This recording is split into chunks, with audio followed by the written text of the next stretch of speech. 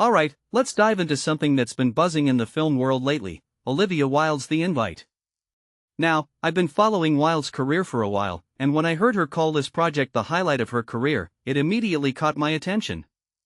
Personally, I think there's something really intriguing about an artist labeling a specific work as their pinnacle. It's like they're saying, this is it, this is where I poured everything I've got. And The Invite seems to be that project for her. But what makes this really interesting is the context behind it. Wilde fought hard for the film to be released theatrically, which, in today's streaming-dominated landscape, feels almost like a rebellion.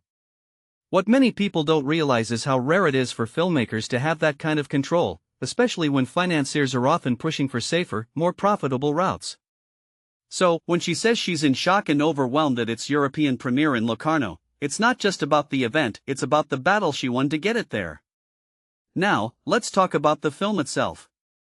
The Invite is described as a dinner party dramedy, starring Wilde alongside Seth Rogen, Penélope Cruz, and Edward Norton.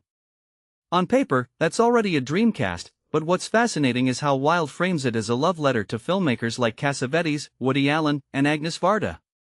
From my perspective, this isn't just a humble nod to her influences, it's a statement about the kind of cinema she wants to create. She's saying, I'm part of this lineage, and I'm adding my voice to it. And the fact that it's a remake of a Spanish film, Sentimental, which has been adapted in multiple languages, adds another layer. It's an international story, but Wilde's version is deeply personal. This raises a deeper question: how do you take a story that's been told before and make it feel entirely your own? One thing that immediately stands out is Wilde's emphasis on collaboration.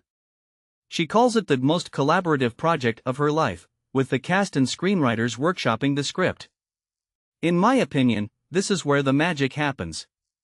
When you have actors like Seth Rogen and Penélope Cruz contributing to the creative process, you're not just getting a performance, you're getting a piece of their soul. And that's what makes The Invite feel so raw and honest. Wilde mentions that the film goes into dark places, but it's ultimately a comedy. Personally, I think that's where the brilliance lies. Humor, when done right, can be the most powerful tool to explore tragedy. It's like she's saying, yeah, life can be brutal, but we can still laugh about it.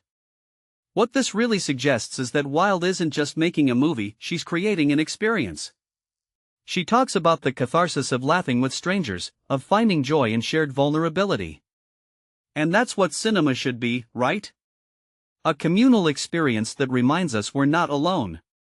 But here's the thing, The Invite isn't just a feel-good comedy. It's about relationships imploding, about heartbreak, about the messy parts of life. Yet, Wilde insists it's supposed to be a good time. If you take a step back and think about it, that's a bold statement. She's not sugarcoating the pain, she's saying, let's sit with it, laugh at it, and maybe even heal from it. A detail I find fascinating is how Wilde describes the film as a rare hit summer comedy. In a season dominated by blockbusters and sequels, a character-driven dramedy breaking through feels almost revolutionary. It's a reminder that audiences are craving something different, something real. And Wilde's gamble paid to theatrical to that sheath that.